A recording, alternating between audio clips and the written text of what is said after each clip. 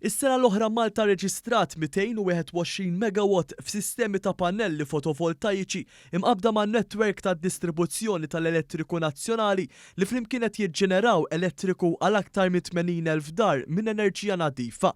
Dan qed iwassal għal tnaqqis ta' 134,700 tunnellata ta' tniġġis ta' diossidju tal-karbonju fl-arja. Dawn iċ-ċifri ġew ippubblikati fi stqarrija mill-Ministeru għall-Enerġija fejn ntqal kif Malta fl-2022 irreġistrat żieda ta' 8.3% f'sorsi ta' enerġija rinnovabbli meta mqabbel mas-sena ta' qabel. Madwar nofs din l-enerġija nadifa kienet iġġenerata mis-settur kummerċjali warajhom b'ammonti simili hemm is-sistemi tal-pannelli fi proprjetajiet residenzjali u pubbliċi. Is-sena l-oħra Malta rat ukoll l-installazzjoni ta' solar water heaters f'aktar minn 500 dar.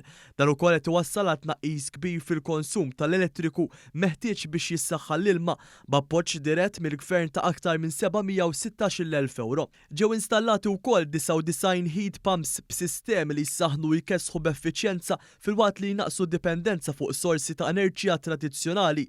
Dawn is-sistemi benefikaw minn aktar minn 92,000 euro f'għajnuniet minn fondi pubbliċi.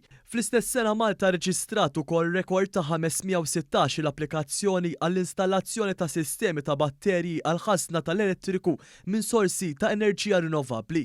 Il-Ministru responsabbli mis-settur Mirjam Dalli spjegat kif sal-aħħar tas-sena 2021 Malta kienet qed tipproduċi 12.15% tal-ħtiġijiet tal-enerġija tagħha minn sorsi rinnovabbli li jfisser li diġà nqabżet il-mira ta' 11.5% sal-2030 kif stabbilit fil-Pjan Nazzjonali dwar l-Enerġija u l-Klima tal-pajjiż. Hija notat kif iż-żieda kontinwa ta' Malta fil-ġenerazzjoni tal-elettriku minn sorsi notfa ta' enerġija tikkonferma l-impenn tal-Gvern li jkompli appoġġja iżjed investimenti ħodor f'dan il-qasam biex jintlaħqu l-miri tad-dekarbonizzazzjoni mill-aktar fiss. Spjegat ukoll kif il-Gvern qed iniedi diversi inizjattivi ambizzjużi sabiex ikompli jżid is-sehem tal-enerġija nadifa fit-taħlita ta' sorsi ta' enerġija elettrika tal-pajjiż. Dan ix-xahar Malta rat żewġ sviluppi ewlenin f'din id-direzzjoni.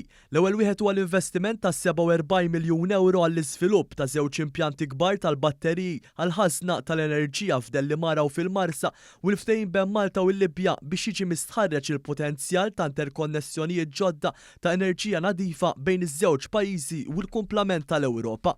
Fl-istess waqt Interconnect Malta qed tmexxi l-proċess ta' ippjanar u permessi għat-tieni kejbil taħt il-baħar tal-elettriku bejn Malta u l-Italja.